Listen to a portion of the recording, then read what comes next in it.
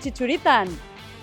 Hori da gaur esatera etorri garena. Errenta aitorpenean gizarte helburuak laukia aukeratzera gonbidatzen zaituztegu.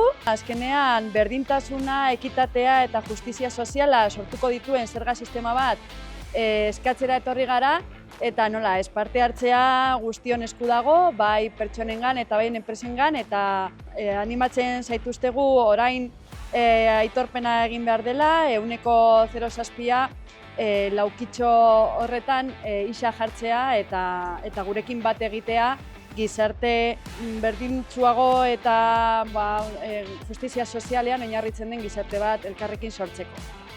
Deia berezia, 25 urte baino gutxiago daukatenentzako, ze da agian lehenengo aldiz egiten dutela errenta aitorpena, gainera badakigu beraien solidaritatea hor dagola, eta animatzen ditugu laukitxoan isa jartzera, denbora ematea aitorpenean, eta jakin badakigu datuen arabera 69%-ik txuritan uzten dutela laukitxoa. Orduan, orain da momentua, sakonki begiratu aitorpena eta ez utzi pasatzen laguntzeko laukitxoa, entitate sozialen gizarte helburuak laukitxoa markatzea.